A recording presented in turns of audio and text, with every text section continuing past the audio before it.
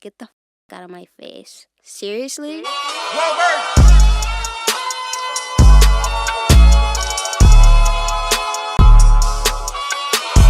You ain't the homie, this ain't for you. Ain't chasing paper, this ain't for you. You know what we came to do. Hey, you know what we came to do. Look, I'm in a league of my own. Y'all need to leave it alone. I'ma just eat everything. I'ma just leave you the bones. Call it an even exchange. There ain't no need to explain. Yeah, it should be overstood. Like when I hop on a plane and I fly over your hood. Y'all should be knocking on wood. Don't make me go against the grain. I ate my Wheaties, I'm good.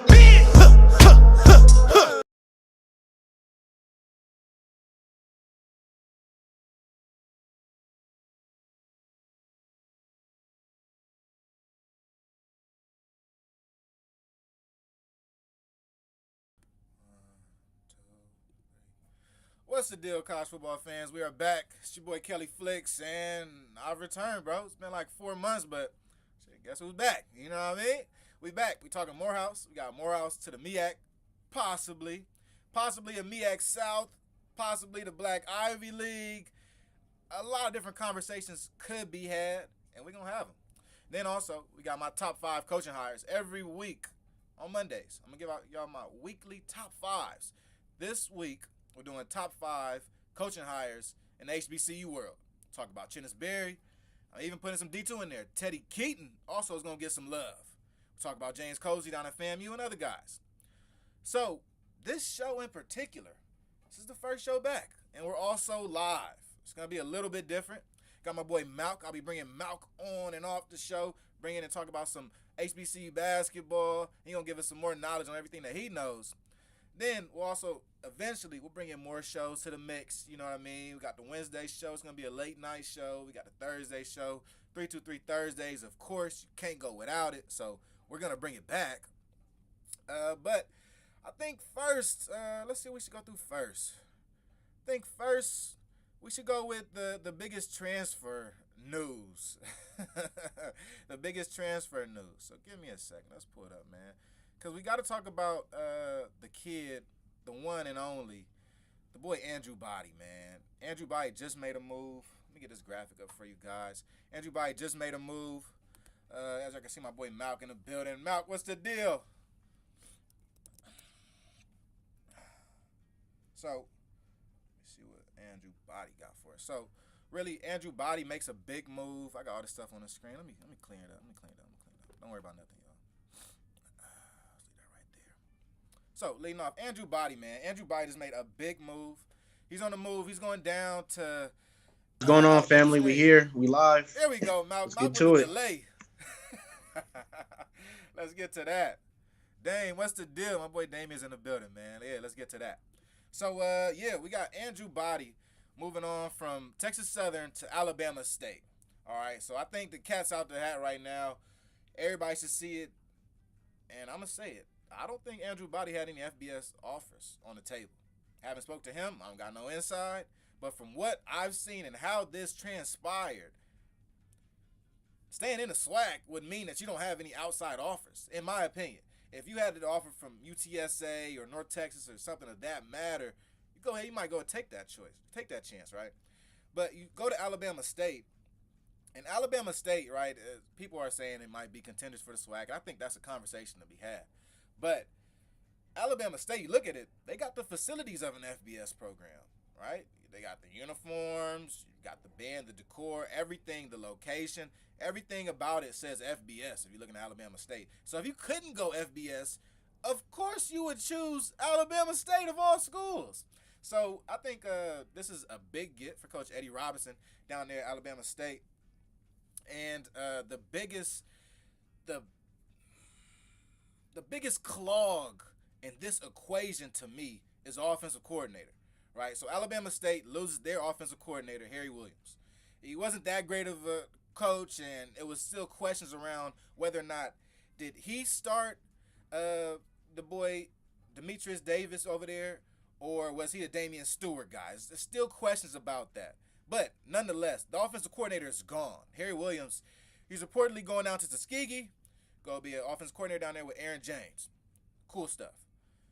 the reports about who they are bringing in is the biggest clog in this equation to me, because it's reported that they're going to bring in Chris Barnett from Winston-Salem State. He's offensive coordinator there the past year. Previous to that, he was with North Carolina A&T. I believe he was there during the Broadway tenure.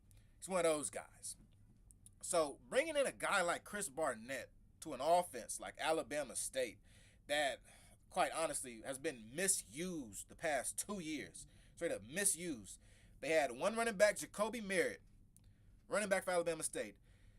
Doesn't rush for 1,000 yards. Goes to New Mexico, University of New Mexico. Rushes for 1,400. Hops in the portal this year and is now on his way to Washington. That was an Alabama State guy. Misused by the offense completely. Another guy, great example, Keshawn Johnson. Absolute stud at wide receiver. The wide receiver hails offers from Power 5 programs this offseason. Got about 2 years eligibility left. Left Alabama State. I think he chose Vanderbilt. Vandy. So if you just think about the amount of talent that Alabama State has accumulated over the past couple of years and how it's honestly equated to 6 wins. 6 wins last year, 6 wins the year before that. You know what I mean? That's not enough. So I'm hoping that this new offensive coordinator, Chris Barnett, comes in, opens up this offense. We saw Winston-Salem State last year go from a team that was nothing to a team that was something. Right? They went around 4 games, and at the end of the day, to me, this Alabama State team, what they need, maybe they don't need an Andrew Body, but they needed a new offensive coordinator. And bringing in a guy like Chris Barnett really sets you ahead of the rest of your competition. Right? We'll talk about coordinators all throughout the show. The next couple of weeks, I've got this whole breakdown on coordinators within the SWAC and within the MEAC that have left, that have moved, traded, all types of stuff. But at the end of the day, you want a consistent offensive coordinator if you want to be a great quarterback in the SWAC. So, to me, Andrew Body, this is a great move. This is a great move. If I had to grade it on a scale from A to F, I would grade this as a solid B. It's a solid B. And that's not against Alabama State. It's not against Andrew Body. I think this was a pretty good match because, for one, Andrew Body, you're going to go in there with a whole new system. You get to play with new trinkets and gadgets now, not the old ones. You're not going to be stuck with coaches that may have family members on the team or know this guy or that guy. No. He's just as new as you. And when it comes to being a quarterback, you want to come in with a new system. You don't want to try to reinvent the wheel. Come in with a new wheel. Just come in with a new wheel. Man, Malc, news. Let's get to it, my boy.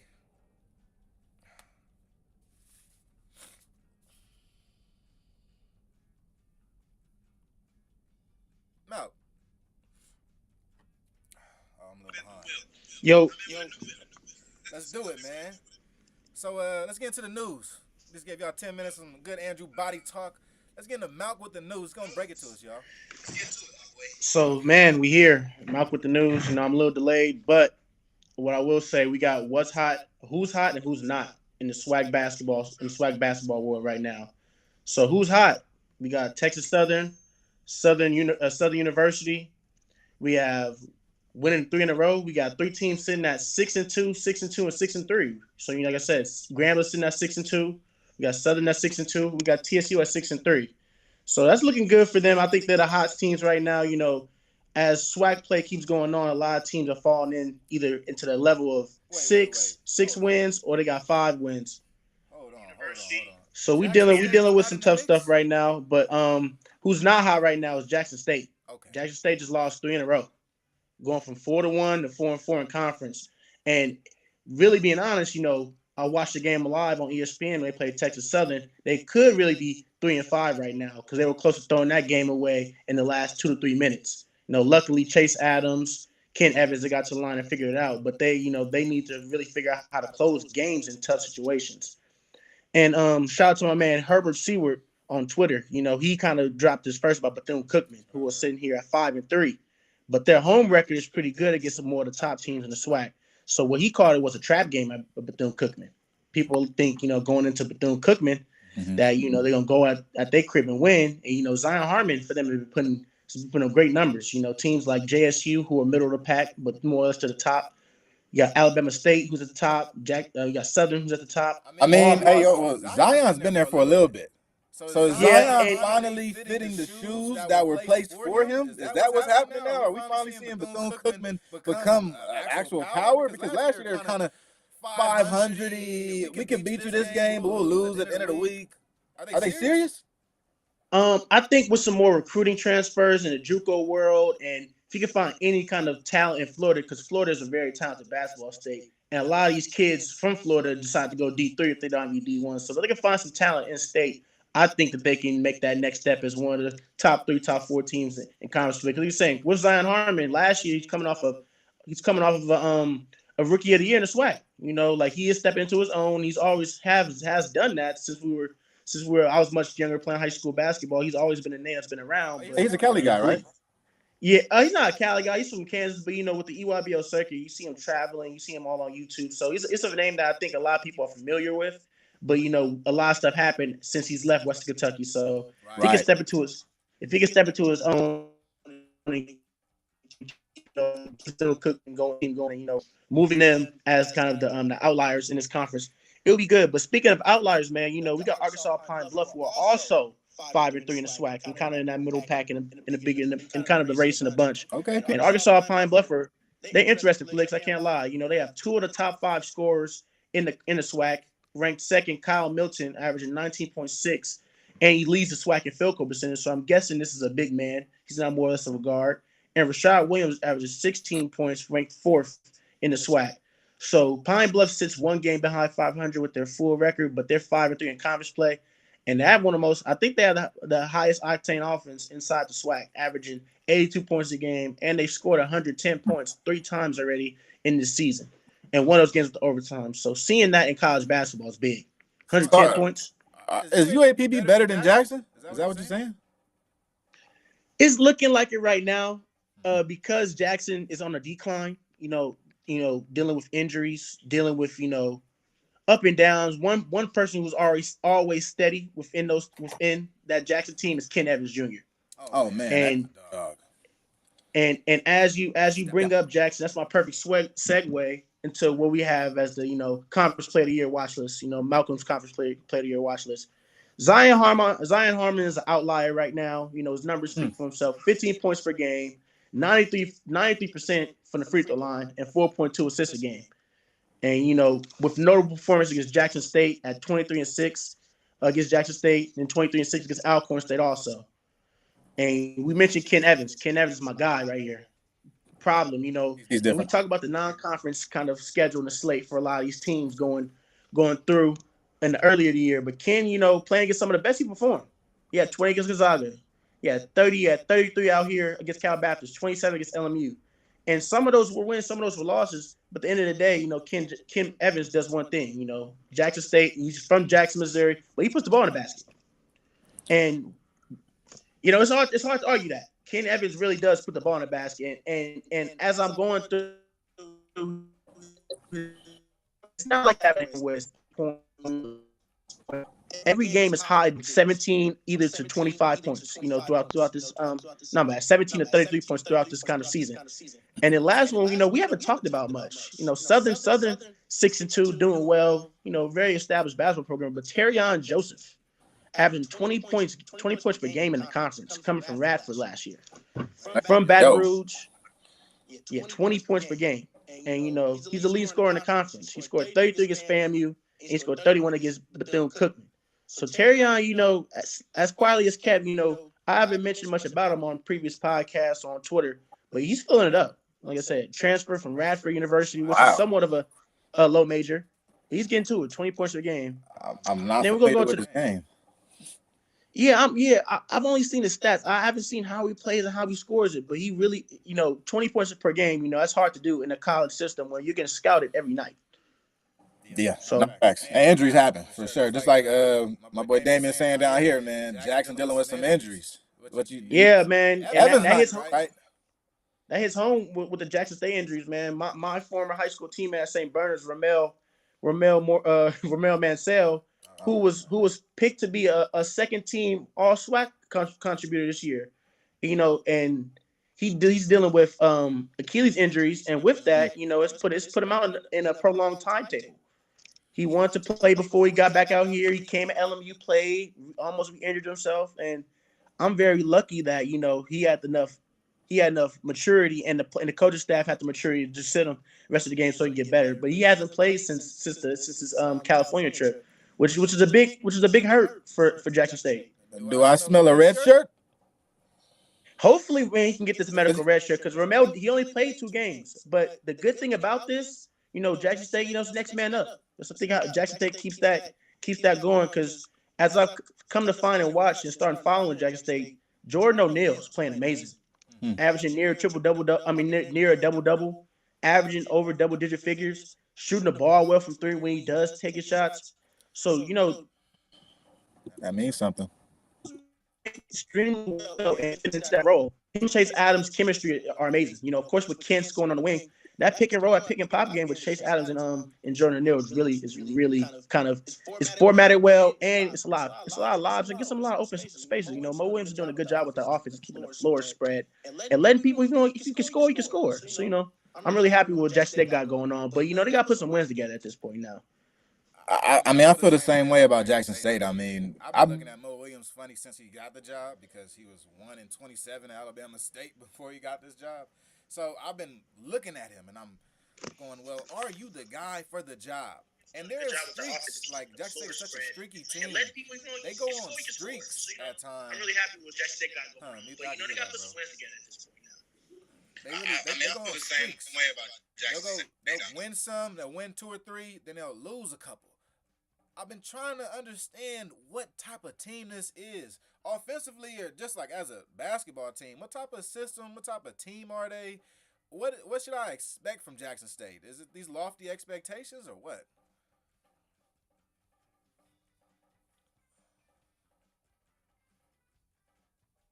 But tracking back in, Akili, we talked really a lot about the SWAC, and I just want to figure shit out with the MEAC. With the MEAC, looking like.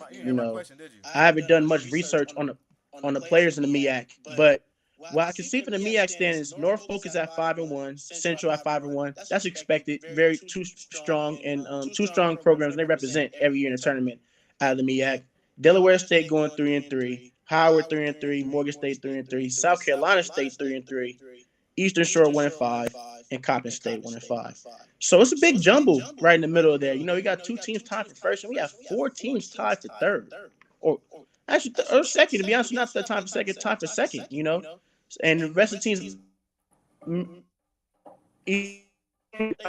and 5th. So this may go anyway. With the tournament and how it goes, but the regular season championship, it's looking like it's a big race between Norfolk and NC Central. And with those 2 teams, if they decide to lose some games, we figure it out. You go 3-3, 3-3. It'll match itself out. But with these standards, I think Norfolk should take the MEAC. That's been my pick. That's usually my pick on the regular. NC Central does it. They do their thing. But they've had years of it's been up and down, or not even up and down, but let's say middle of the pack. I got Norfolk winning this and going all the way to the tournament again. I think they might upset somebody. And lastly, the biggest news in my opinion for HBCU basketball, they've kind of flew under the radar. Some people know about them, but Langston University out of Oklahoma, they lost their first game in the season. It's been 2 months, almost going into March next month, and they've just lost their first game. They've been ranked number 2 throughout the whole year. And Akili laughed at me when I told him, but I said, are they the highest? Are they the best? Are they the best HBCU basketball team because of their ranking and because they're doing it at the NAIA D1 level? I know it's not NCAA level, but 20-0 before losing is impressive. And then the year before that, going 31-3, very impressive. So with that loss, they lost to Southwestern Assemblies of God, or SAGU, after winning the last 5 games by 25 or more. And I'm telling you, when I mean 25 or more, it's not like it's just straight at 25 or 30. They're beating teams by 40 and 50 in that conference on a nightly. Just out there killing teams. They ran into a team of SAGU. They do. They get up and down. They shoot. They play a high octane offense. But after that, Langston only lost that game. They're probably going to lose a little bit of. They're going to lose a little bit of rankings. They might move down out of the 10, or probably still stay lower top 10. But they're still 20-1, and they're top of the SAC. They're top of the Southern Athletic Conference, so they're doing their thing right now. But Langston, I really do look forward to them in another big postseason run. Because like I said, 31-3 last year. They're gonna go. I think they're going far in this postseason. So that's the news with Malc, man. HBCU news right here. There we go, man. Keep it tapped, man. Always you got the news. So, going from the news, man, let's get into some breaking news. We got a new coach down at Morehouse. It took a little bit longer, but it did happen. Morehouse just named Terrence Mathis as the head coach at the university. Wasn't a great hire. Gotta keep it real. Wasn't a great hire. You're Morehouse. You could probably attract anybody in the nation. We keep it real. Probably anybody in the nation. And with your endowment being around $400 billion, I don't know how much, like $400 million, I'm pretty sure you could afford anybody in the country that you wanted. And you decided to choose Terrence Mathis. L's in the chat. L's in the chat, man. L's in the chat. How did we get here? How did we get here? I thought Hugh Jackson was a candidate. If Hugh Jackson was a candidate next to this guy, I want to know who was doing this coaching search. Because at the end of the day, Terrence Mathis was previously the offensive coordinator at Savannah State. Played football, was playing for the Falcons at a point. Politics aside, just straight football, why are these two names on the same list? Is anybody that's looking for Hugh Jackson also looking for Terrence Mathis? Because that's where Morehouse loses me. And this past week, we've been having all these talks about Morehouse on Twitter about, okay, where maybe Morehouse can be a MEAC school. Maybe they should lean towards it.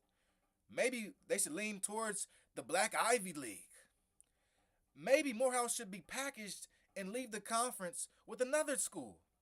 But when I look at something like this, Terrence Mathis, this doesn't seem like very forward thinking. I thought that Morehouse would be gearing up towards a Division I move and trying to attract a Division I coach. Savannah State's offense don't look that good. Been there for 2 years. Don't look that good. Got a couple of pieces in there, couple of players that are good, but schematically, I wouldn't take those schematics. I wouldn't. If this guy was named the OC at Jackson State, it would be outrage. I'll put it like that. If he was named the OC at Florida A&M, it would be outrage. Because we wouldn't expect much from him given his tenure at Savannah State. So, Morehouse making this move, I really feel like Morehouse felt as though their back was against the wall. I think that Morehouse came to a point where they needed to move faster than last year. They decided we could just land on this guy. This guy may have been a candidate from last year. We keep it a buck. He may have been a candidate from last year. He rolled over onto this list. I don't think he's a guy. Let me check in on what Damien said. That's my guy right there. If y'all in the chat right now, Damien, that's my inside. If you want to see the inside of Morehouse, go ahead and ask Damien. Let's see. I need to see the staff. Yeah, I would like to see the staff also, Damien. Coaxum. Tony Coaxum definitely would have been a good coach at Morehouse. He was previously the head coach at Bluefield State. If you don't know, Bluefield State just made the transition from NAIA program to, I don't think they were NAIA, but they were non-sanctioned program to NCAA. They're now in the CIAA with Virginia Union, Virginia State, Bowie State, all those guys. All right, so let's continue to get into this, all right? Let's continue to unpack this because Terrence Mathis, to me, is just not the guy. I don't think any amount of time will probably tell me this is the guy because there were other options out there that you didn't choose. You chose this guy over him. I don't like that. But Morehouse chooses this guy this year, right? Because they had the same coaching search last year. Same exact thing. They went through the same process in trying to find and hire Gerard Wiltshire, who was a position coach at Rice. So they hired him after National Signing Day last year, and I think that hurt recruiting. They still were able to attract guys, but I think that hurt recruiting. This year, Morehouse says, fine. You guys keep complaining. We'll hire him 7 days before signing day this time. Like, okay, thanks. Thanks, really helping us out here. So Terrence Mathis is going to get a couple of days before signing day to try to bring in somewhat of a class. I assume he'll bring in maybe between 5 or 10 guys, maybe guys that have always wanted to be at Morehouse anyway. Yoo-hoo, you know what I mean? I guess that's a win. But when looking at Terrence Mathis, you got to assume this staff is going to have to be top tier. Because if you look at the AUC right now, You look at Clark Atlanta, who just hired Teddy Keaton. Morehouse should have hired Teddy Keaton. He was a better coach than Terrence Mathis.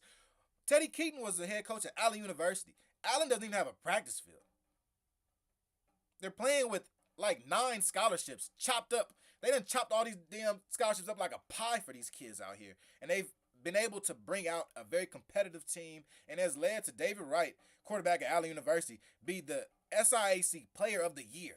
That's what Teddy Keaton's done. That's his resume. You match that resume up to Terrence Mathis, he might think somebody playing a joke on you, because it's no way. So I thought Morehouse should have got an ex-NFL guy, which would be cool, right? And I was really thinking Ray Lewis. We talking ex-NFL, but we got the Terrence Mathis. So I assume that he's gonna have some connections within not only the league but within player circles. You know, we've seen this at Prairie View A&M with their coach. We've seen this at Alabama State with Coach Eddie Robinson. We'll talk about it with Dishman down there at Texas Southern also. Being an ex-NFL guy and being of that profile, usually you are within those different types of circles. Usually when you're an ex-NFL guy, you got a lot of homies that played in the league. You have people that are involved coaching-wise you can be able to pull. So I'm expecting a decent staff from Terrence Mathis. I'm not expecting Terrence Mathis to be the offensive coordinator. And Dame, he has no resume, Dame. His resume is playing ball. That's the resume. So moving on from the coaching search, they did it. They found a guy, but the movement will still be happening. I think Morehouse will still move forward in their plans to move Division I. I don't think there's any reason for Morehouse to halt plans based on the coach. Come on. If you don't like him, you can get rid of him. You guys have done that before. But I think that in looking at the grand scheme of things for Morehouse and the plan that they have put out, this $500 million plan to renovate the stadium, renovate BT Harvey, actually move it over, add new buildings, and we'll talk about this more on the Wednesday show. We'll show the whole video. Add buildings, add student centers, all types of things in Morehouse. Build a new athletic complex. These things are all pointing to Morehouse is going to the MEAC. I don't think there's anything that would stop Morehouse from going to the MEAC, because for one, the MEAC needs Morehouse. We're looking at a MEAC here that has 6 football playing schools, right? And I'm going to do some quick math for you guys. We got 6 football playing schools. And of those 6 football playing schools, when we play a season, you're going to have 5 games, because you're going to be one of the member institutions, right? You're going to have 5 games. Because the NCAA FCS schedule has now increased for FCS up 1 game, it's now up to 12 games. You'll have 7 non-conference games. 7. So, hear me out.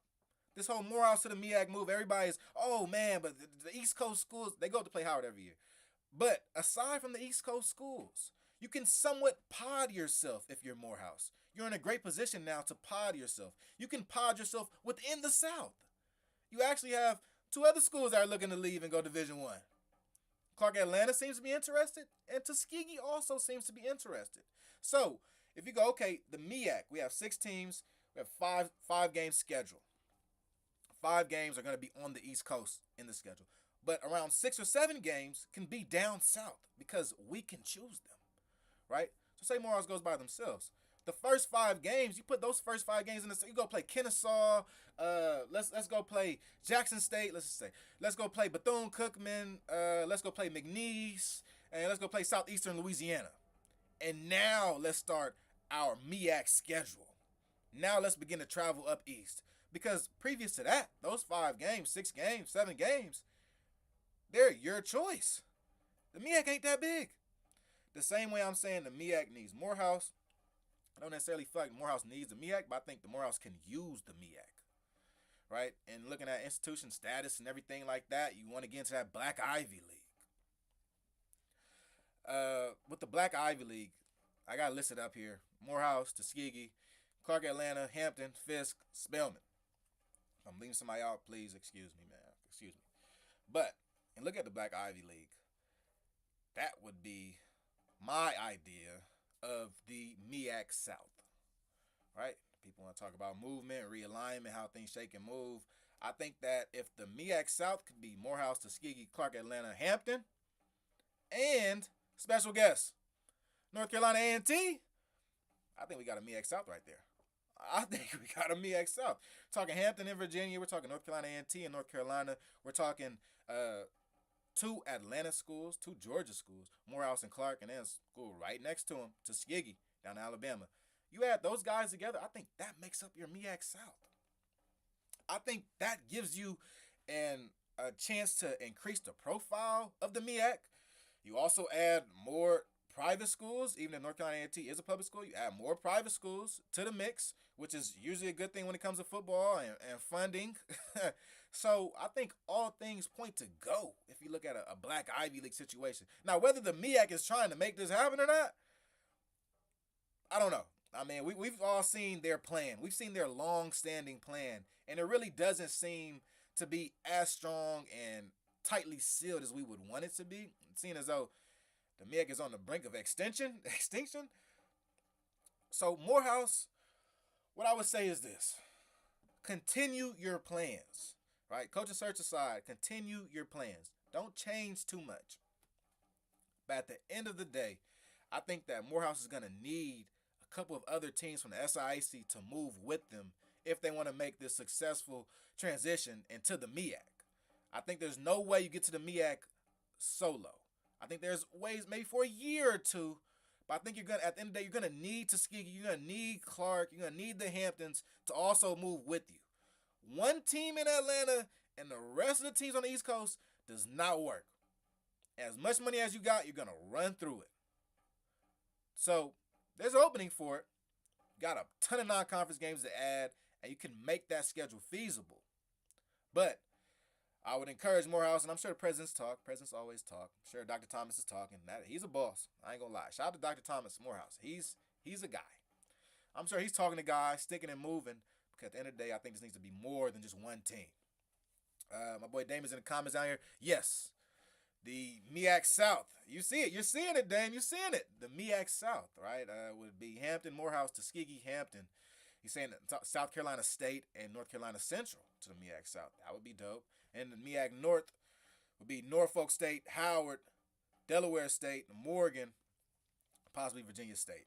I didn't bring up Virginia State because I've heard that they have an invitation from the MEAC that's been sitting there for like 2 years, and they just like, I don't want to touch it. So it's a reason. It's for sure a reason. Let's keep it going though, man. So from this, let me see if I can go solo cam on y'all, man. Make sure my audio is straight. Am I still good? Am I still here? I should be good. Yeah. All right. So, even talking about Morehouse, we can move on from Morehouse. Let's get into my top five. Top five. Now, I do want to... Oh, shit, wrong way. That way. Yeah. So, let's bring that up a little bit. Oh, the new media deal. That's what they're waiting on, Dame. I get it. I ain't gonna lie. I get it. Gotta check the money. All right, let's bring that up. Get him. Yeah, let's try it. All right, man. If my audio is tripping, man, say something to me, please. But let's get into my top five coaching hires, man. I got on solo cam. Malc, go ahead. So, top five. Top five for this week is gonna be the best coaching hires in the HBCU realm. And as you can see up there, I'm a pretty straight shooter. All right, we can start off at the bottom. Chris Dishman, former Houston Oilers player, along with the rest of the guys, Bubba McDowell, Eddie Robinson, that are in the SWAC. I don't feel like it's the best move, and I don't feel like it's the best move because, quite frankly, he had better options.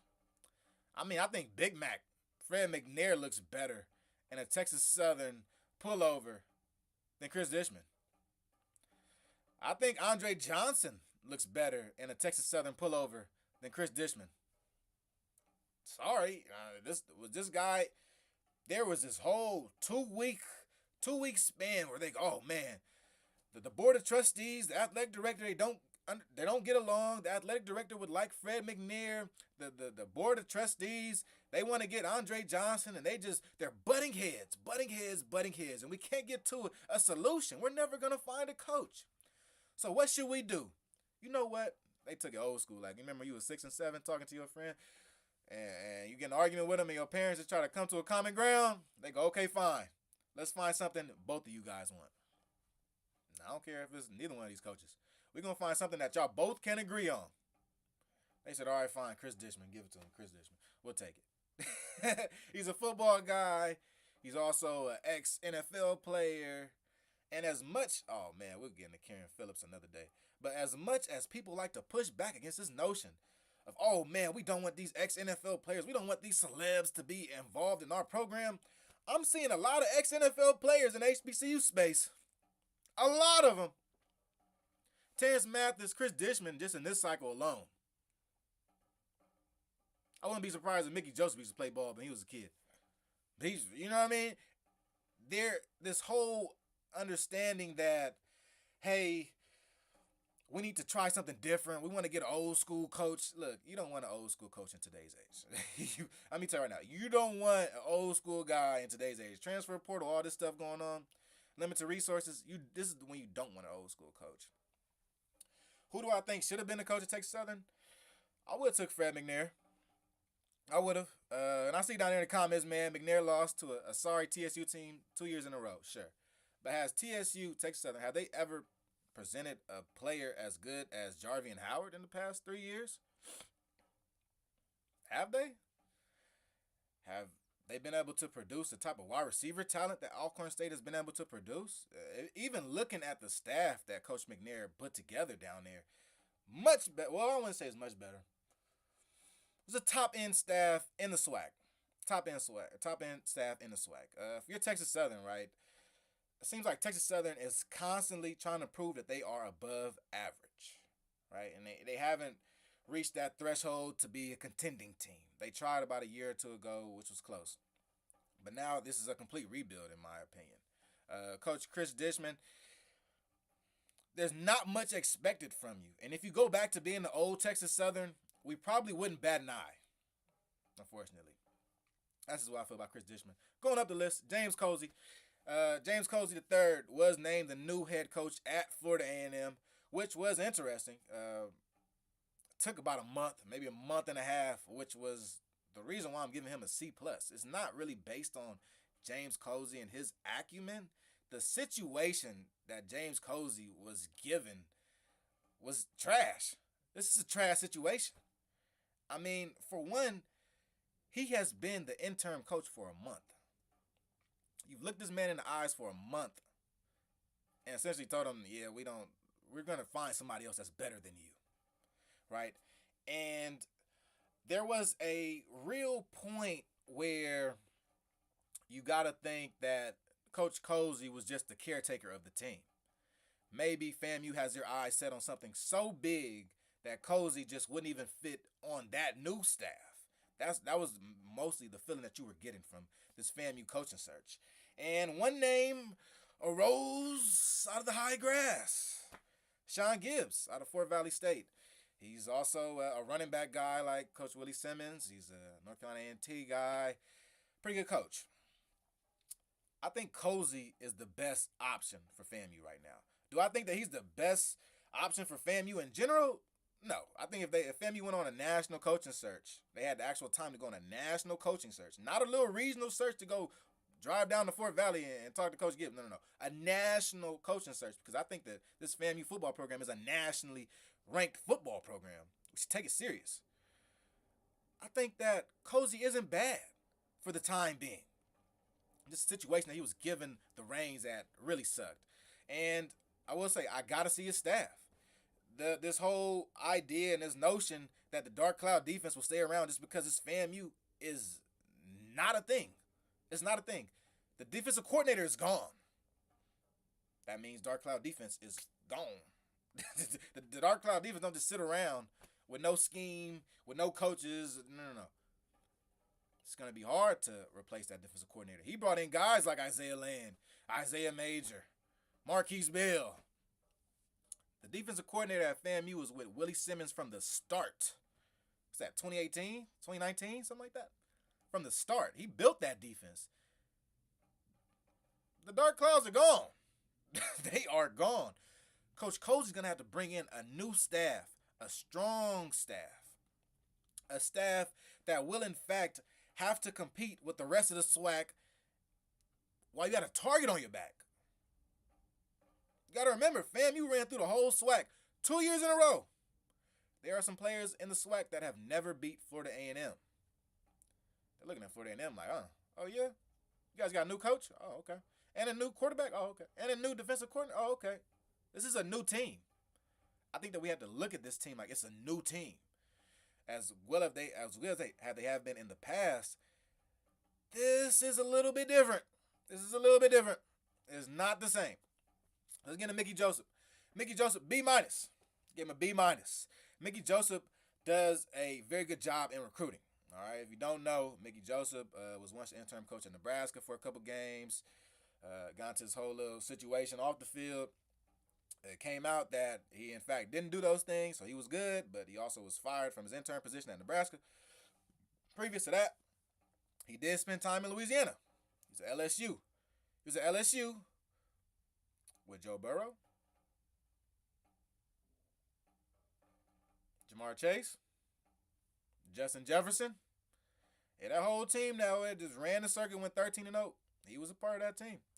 He was heavily involved in recruiting also. And he was also the wide receivers coach. So that shows that there's some potential in this move.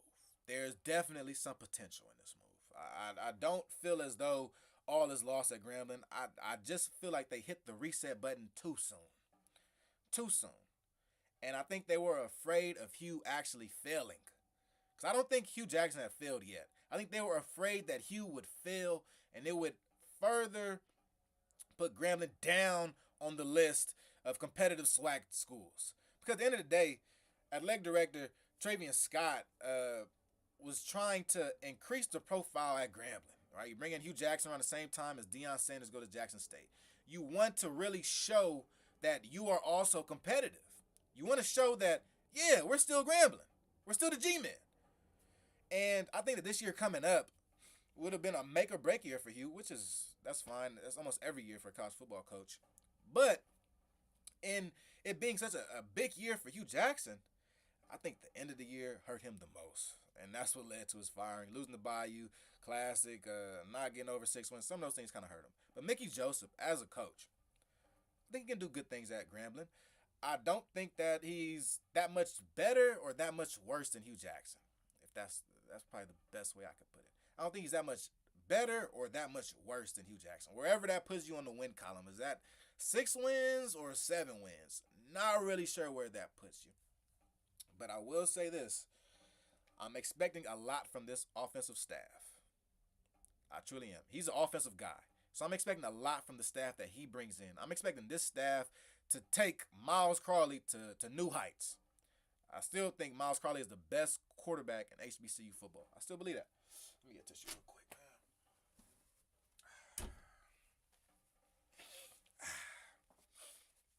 But I still feel like he's the best quarterback in HBCU football. So inheriting that, as Mickey Joseph is, I think that you inherit one of the top guys.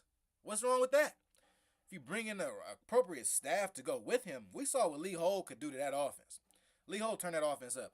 Why they let go of Lee Hole? Who knows? Who knows? But he turned that offense up. You see that the pieces that they have within that offense are what really make it go.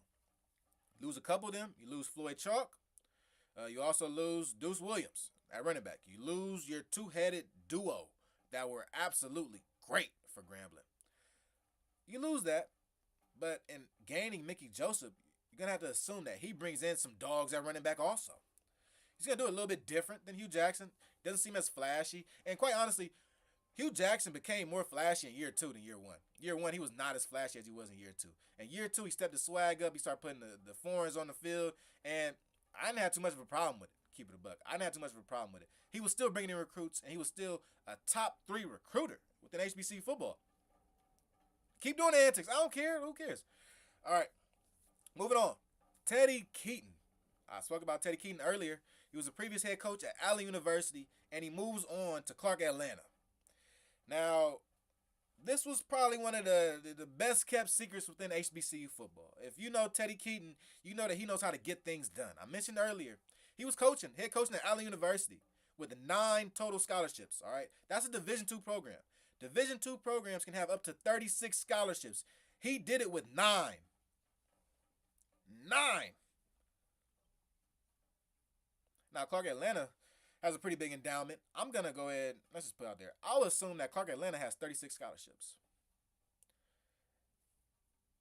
We saw what Teddy Keaton can do with Allen University. Team with no practice field, 9 scholarships. Now we're going to see what Coach Teddy Keaton can do in Atlanta, at Clark Atlanta, with 36 scholarships. And let's go ahead and talk about the rumor mill. The rumor mill is David Wright is coming over to Clark too. David Wright is coming. He's leaving Allen, going to Clark Atlanta. That's the rumor. National Signing Day is coming up, so y'all figure out pretty soon. I think Teddy Keaton is for real. And what I assume will happen is that Clark Atlanta plays so well that Morehouse begins to look in the mirror at why they chose Terrence Mathis as their head coach. He's that good. Teddy Keaton gets it done. So I give him a B+ on this. I think that Clark honestly have been trying to hit it out the park for about a year or two. A year ago, they pick up Willie Slater, the legendary coach Willie Slater. I think Clark is serious about football. More serious about football than we think. And much more serious about football than Morehouse. I think Morehouse is like, okay, we should try to do some things, but I think Clark is like, we're gonna do some things. And that's what I like about Clark. I think this Clark team is a pretty strong team. And then going up to number 1, Chennis Berry. I got to give you an A. South Carolina State, I got to give you an A. What South Carolina State did was make the best move of the offseason of all HBCUs. Chennis Berry was supposed to have an interview with Southern the same week that he chose South Carolina State. I don't think Chennis Berry ever hopped on that plane to Southern. I don't think he ever headed to Baton Rouge. I think that after he spoke with Coach Buddy Pugh about what could be at South Carolina State and what he brings to the table, things clicked. I think like a light bulb went off in his head, went off in everybody's head, about who to pick as the next head coach at South Carolina State.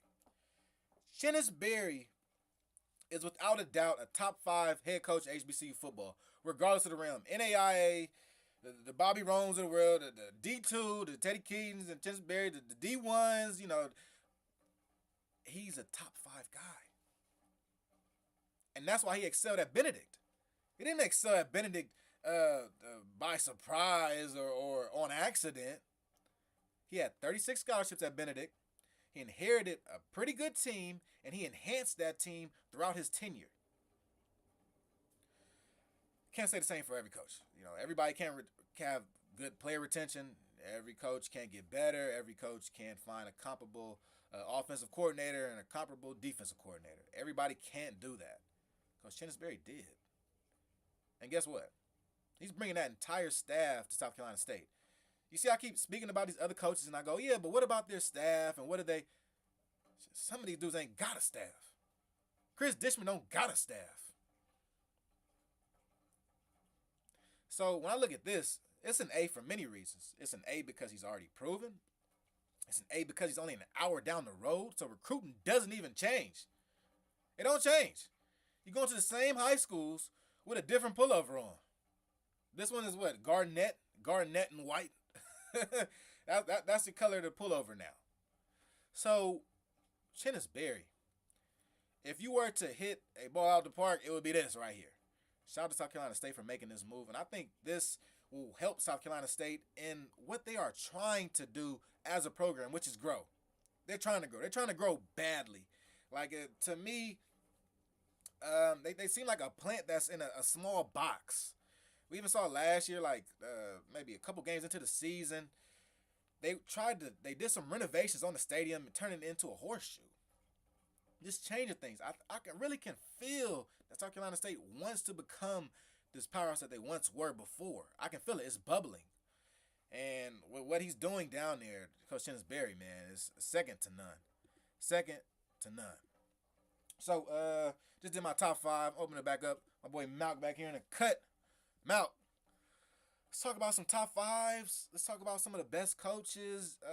And right before we get into a deeper dive into Benedict and what they are as an actual program, let's talk about the A to D's, man. Malc, what's the deal? Oh, let me get him, man.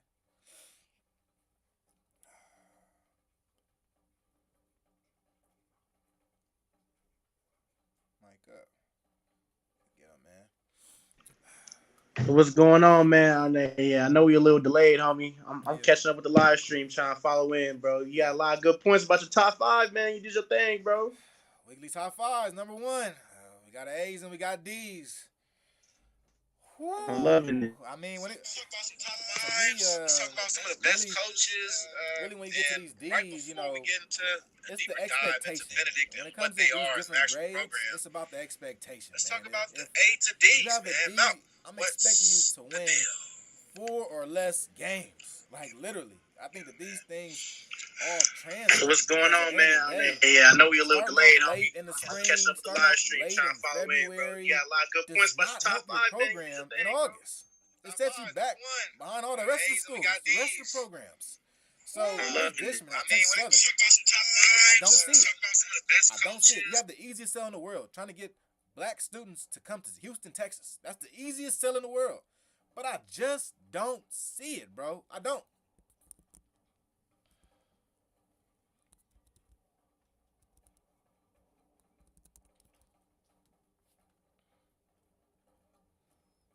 Got you with the echo. Good look, Damien. Let's go through these comments though. All right, let's see. Shout out to True Seeker. Shout out to Damien in the chat. What's the deal? I like Mickey. Keaton is a home run hire for Clark. Yes, he is a home run. Once he figure out how to navigate the academic part of Clark, he will be rolling. Yep. Barry will hit the ground running at SC State, but he didn't leave it bare. No, he didn't. There is some young talent there, and Barry has been in that transfer portal. Yeah, I'm gonna get into the transfer portal about what they've been doing down there. Malc, you caught up or what, dog? Man, we'll figure it out, man. We got a little delays going on. Don't worry about nothing. Show number 1 in 2024. You know what I mean?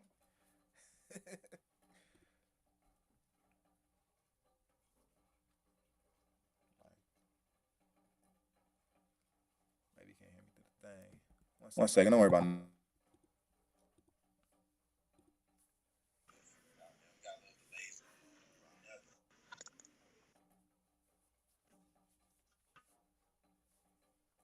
Wait, Malc. Yeah. All right, let's dive back into it, man. Don't worry about nothing, y'all. So I'm gonna do some more talking. We'll get into Yo, Flicks. There you go. He back. Yeah. One second. Don't worry about it. All right, you can hear me? We all good? Yep, you in there. All right, for sure. All right, so we'll go. I already did a recap on Cozy. I'm gonna go with some. We got prospects to talk about still, and I'm gonna break down a little bit of Benedict a little bit. Then we'll get into factor cap. Give y'all some real good insight on what's going on, what's not going on. Good factor cap. So I'm out, get audio and everything settled, man. Let's go ahead and dive back into this, man. Benedict, man. It's something about Benedict and Coach Chennis Berry, and you think like, okay, how did Benedict get here? How did Benedict get to where they are today? Is this Benedict, is Chennis Berry a product of Benedict, or is Benedict a product of Chennis Berry? I think that's the biggest question. And I can answer it right here. Benedict is the product of Chennis Berry. That 1-0 mindset changed everything. Changed absolutely everything at Benedict. Benedict took things one day at a time, all the way to an undefeated season, all the way to back-to-back SIAC championships. Benedict and what Coach Chennis Berry has built, it's like what he will take from Benedict to South Carolina State. It's hard to even put it into words because it's a mindset. Coach Kingsbury is a program builder. He will build your program. Now let me make sure. I want to get my graphics right for this one, guys. Give me 1 second. I want to make sure we can see this up on the screen. Waiting. Because it's very important to me. Let's see. Maybe I'm not. I'll find it. Don't worry about nothing. But what's most important to me about this whole Benedict team and what happened is the fact that they were so good. These kids were so good that their game translates to Division I level. And we'll see it this fall. We will 100% see it this fall. But their game translates to the next level. Benedict had 22 players hop into the transfer portal. I'm pretty sure it's a little bit more than that at this point. But South Carolina State has attracted 10 transfers from Benedict. 10 of them. Got guys like DeAndre Duhart, Jaden Broughton, Nick Sowell, DBs alike. I'm pretty sure there's a couple more offensive linemen I'm leaving out of this. But at the end of the day, Benedict is bringing in, South Carolina State is bringing in an absolute haul from Benedict. I think that's all product of what Coach Kingsbury is able to do over there. So, I think that this coming up year, right, we got a South Carolina State team that's going to have a very tough schedule. Maybe went 5 games, 4 games. Doesn't even matter to me. In program building, what we usually see out of a team in year one, a lot of ups and downs. I'm not expecting Coach Kingsbury to absolutely come here and just go 12-0 in the MEAC. No, I'm not seeing that. I'm not seeing that at all. I think this year is actually Morgan State's year. We'll watch closely. But I will say this. When it comes to program building and winning games, I think it'll only take about Kingsbury maybe a year and a half. I think this time next year, we'll be talking about, oh man, South Carolina State's bringing back so much.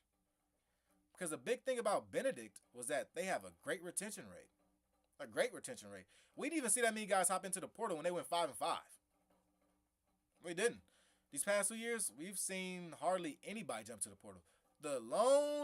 Actually it was 2 players. The backup quarterback hopped in, and also the past starting quarterback, Eric Phoenix, hopped into the transfer portal. He was a grad transfer. Went to Murray State. Things happen how they happen. Right? Used to be one of my favorite quarterbacks. One of the lone guys that actually hopped into the portal.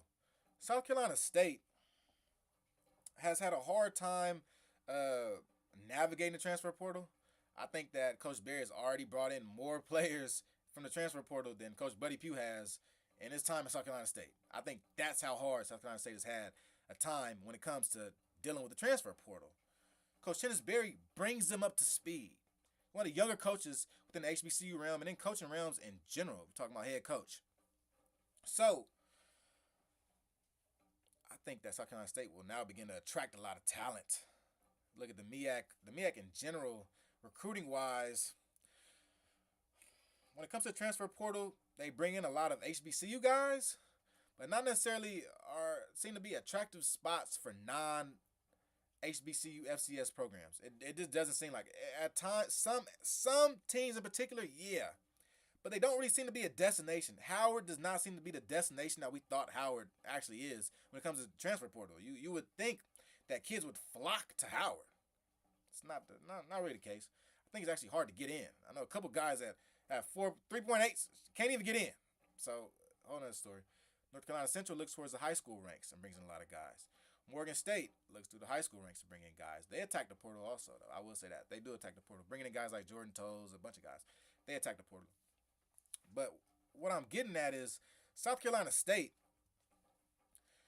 will now begin to evolve into a more 21st century team. I think this program really needed a kick in the butt, right? It's been so good for so long. People have compared them to the Pittsburgh Steelers of HBCU football, and that's because of their longevity. Same way that the Steelers made the playoffs like 16 years in a row.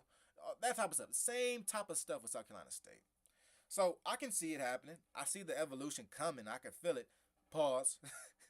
But I'll say this. There's a reason why Kingsbury is given an A grade. Some people want to talk about his playoff record and what he's done in the Division II playoffs. Well, let me go ahead and tell y'all this right now.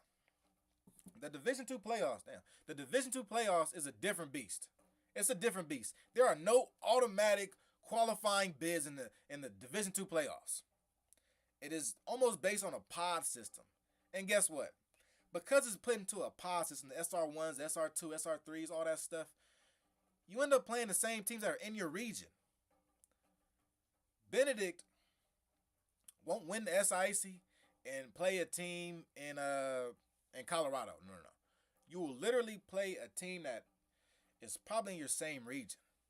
This past year, Benedict was in a region that hosted 3 Gulf South opponents. If you're not familiar with the Gulf South, there's another Division II conference within the same geographical footprint as SIAC, but they only have 6 teams.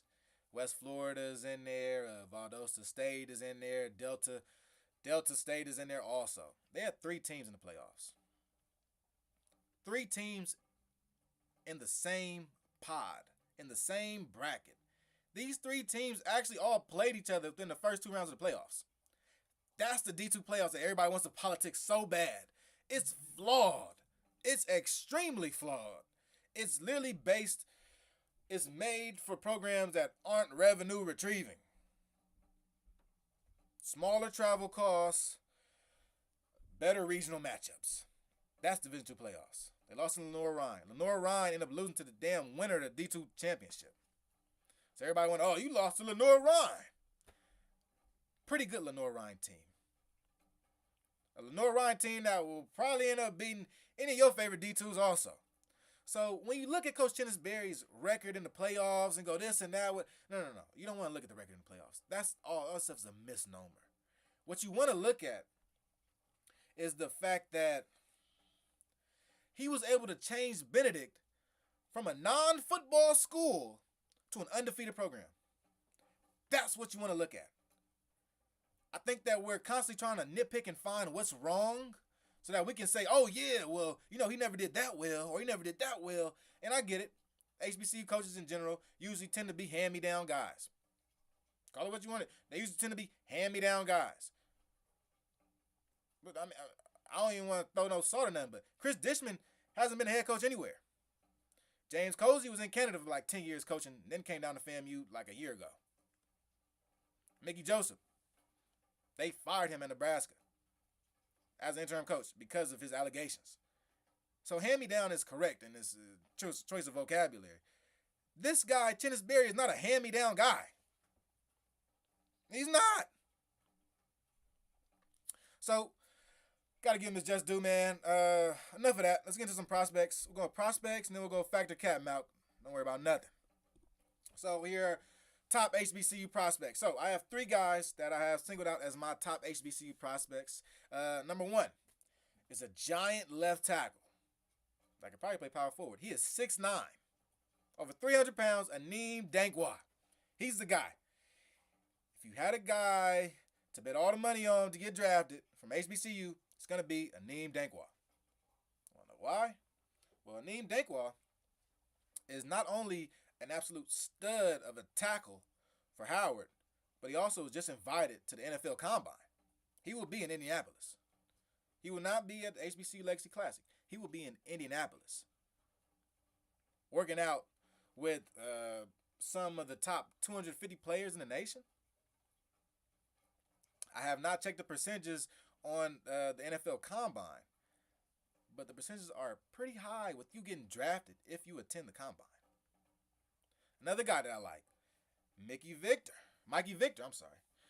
All this Mickey Joseph talk. Mikey Victor is an absolutely great cornerback. Great size. He is very rangy, around 6'3 plus. My boy G Huggins, we'll have to get G on the show. G Huggins was down there, watching him at the Shrine Bowl, watching him at the Hula Bowl also, where he actually did his thing. He got his Shrine Bowl invite from his first All-Star game. I believe it was the Hula Bowl. From that game, his performance in that game, the Shrine Bowl said, okay, we got to stamp you. You should come on and you should pull up to the Shrine Bowl. He went to the Shrine Bowl and did great. It's one of my top guys. If you look at the SWAC and who they've had drafted, or HBCUs in general, go from Josh Williams to the Isaiah Bowdens, it's been the DBs. Passing years, it's been the DBs. Plain and simple. If you're coming from HBCU and you're a defensive back, you have a higher chance of playing in the NFL than any other position. Sorry to say how I did it, but yeah, that's what it is. Davius Richard, quarterback Davius Richard. He's still in the mix, y'all. He's still in the mix. And let me look at this. Hold on. HBCU Premier News. Shout out to HBCU Premier News, man. Y'all be wrong, but then y'all be right sometimes too. So let's go to HBCU Premier News. And they actually have a report out that he was talking, Davius Richard, was talking to a couple of teams. I believe one of those teams was the Pittsburgh Steelers. Yeah. Yeah. I remember talking to my boy Randall Barnes over on HBCU Post about a month ago, maybe 2 months ago at this point, and I said that a team that could be looking at him could be the Philadelphia Eagles. It'd be a nice backup to Jalen Hurts. So I think that anything is in the reach for Davius Richard. I don't feel as though that he'll hit the ceiling, of course, like all black quarterbacks do when it comes to the draft process. But I think he has as much a chance as any other prospect to get on a team, to make a mini camp, and maybe even make a team. Another guy that I like, Jeremy Musa. Been seeing him. He's actually out here working out in California with my brother at times. So he's been out there with Khalil Tate. He's been out there with Coach Calhoun. His name is Steve Calhoun. Out there working. So there are a couple of guys I do have my eyes on, but these guys right here, these are my top 3 guys who I think will end up on an NFL roster come this fall. And there's more guys. You know, like last year, I made my entire list. My entire list will be around 35 guys. And I'll line it up appropriately. But as of now, early in the process, right, these guys to me are draftable prospects. Not the guys that pop up around their pro day or whatever. Not really. Those are day 3 guys that probably get a call for a minicamp invite. But here are my guys. With Davius Richard and Jeremy Musa both going to the draft or, announcing for the draft, I think we have a better chance of seeing an HBCU quarterback under the center this fall. Last year, we were kind of all in on Deion Galat, and Deion Galat was a pretty good player. He actually got an invite to the Washington Commanders minicamp, which was dope.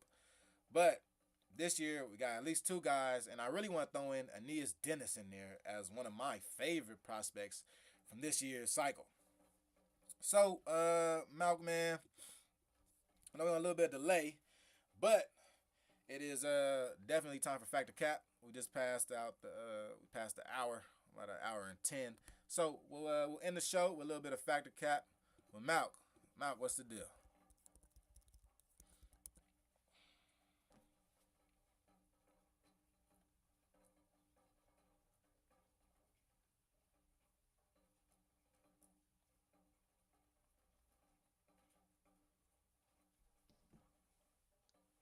You got me, bro?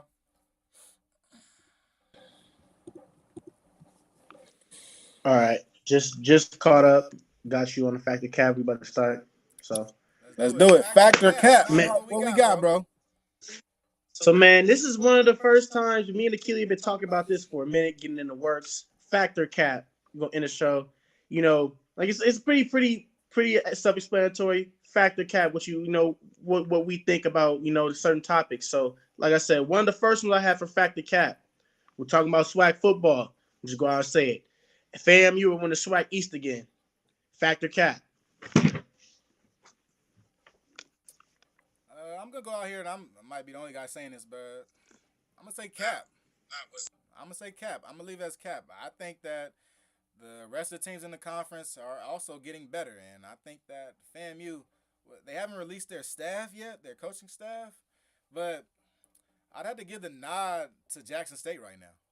Honestly would. I don't want to be that guy to be, Jackson State this, Jackson State that, but I'd have to give the nod to Jackson State today. And I'm looking at Alabama State also. And my only, the reason why I step back with FAMU is look at the quarterback situation, man. We got Jacobian Morgan at Jackson State. We got Bama State with Andrew Body. And we have FAMU with a big question mark.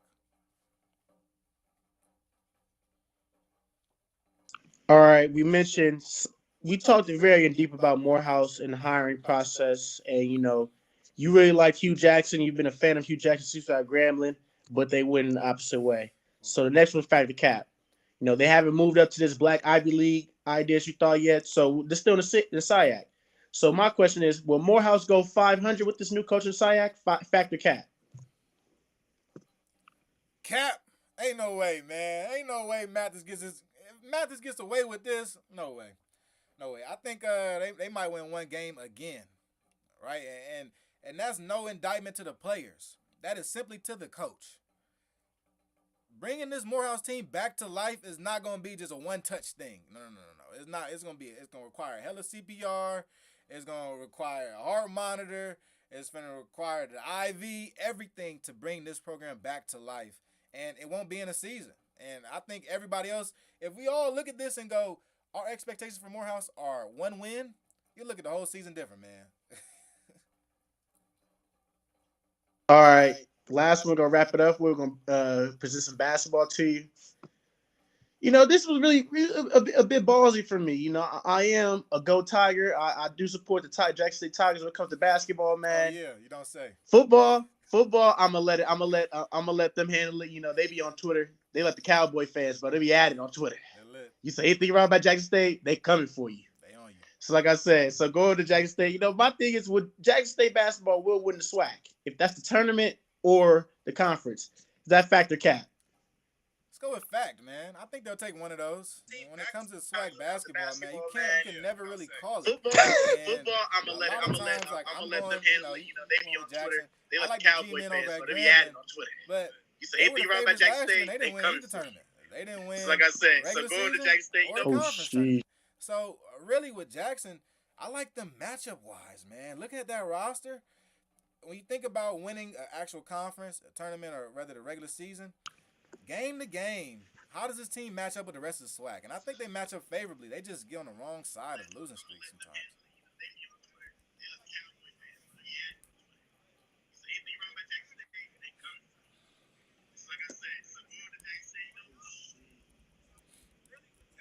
Oh man, I like that was a good factor cap section. Look at that roster. Got no bonus right now. When you think about, what do you think though? Do you think Jackson State will end up making that move?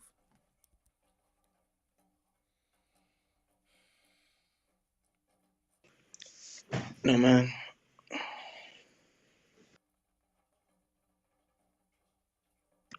Damian said he got Texas Southern going for the SWAC champs again. Yeah, they have a strong team. Last year, I thought last year was their year. They had a bunch of fifth-year guys, sixth-year guys last year. So what do you think? Let me read up. You said answer last fact. Man, so my bad. I just read your text. You said answer the last factor cap question. I think with Jackson State, like I said, I am extremely biased because I have teammates, former teammates, homeboys on the team. So I'm biased about how I feel about Jackson State. But because of the landscape how Jackson State, they have 3 or 4 guys, but it's about the rest of the team stepping up. I might call cap here, being honest with you. Because Jackson State might be one, no disrespect, but he might be one more bad injury or one more tweak away from messing up their seeding in this conference. And depending on who they're playing the SWAC is what's it called? We went through the lineup in the news. SWAC is competitive. It's not like one night you're gonna see a team ain't got no wins. Who's doing so bad that they can't compete at least. Every night in the SWAC is gonna be a competition. So for them to win the league. It's hard for them to win the conference right now because of where they are. They're 4-4. Other teams are higher, 6-2. It's a little late for them to win the conference. But like Damian said last year, with how Texas Southern went, they went to the conference tournament last year. I want to say 6-8 within one of those spots, wow. And they went from there to win the championship, the SWAC championship, the whole tournament, and got to NCAA tournament. So with that, it's all about who gets hot at the right times. But like I said, I'm calling Catholic Jackson State winning the tournament or the conference because, like I said, my main reason is, they won one injury, one bad stretch of games away from messing up their seeding, and that might set them up in the conference tournament to, perform a little bit. They might perform lower than what they can do because of their matchup and who they're playing. So I call cap. I feel you. All right, we're gonna wrap it up, man. We back. HBCU Flicks, we're back. As you see, we're live. We just went for an hour. We'll go even longer if we had to. That wasn't nothing. I ain't gonna lie. That hour was kind of fast, wasn't it? But on Wednesday, we'll be back on Wednesday for our night show. For my East Coasters, we'll be on at 11 p.m. Go ahead, put us on as you know what I mean, get ready to wind down. We're going to do the late night show. The late night show, we get into it, man. We'll be on there with reactions, live reactions. We'll react to the HBCU schedule that the boy Nick always puts out. I'm going to go through some game film, and we're going to break down some players that have been committing to different HBCUs. Talk about some more basketball news. We might even get some more preps, too. Talk a little bit of high school preps. You know, get everybody ready for the future. But Wednesday, it's going to be another day. And then Thursday, 323 Thursdays. Don't ever forget that. 1 p.m. on Thursdays. It's going to be an early show. But don't be surprised if it's pre-recorded. Don't worry about nothing. We still going to have a show out for y'all. But I want to thank everybody for tuning in with HBCU Flicks, man.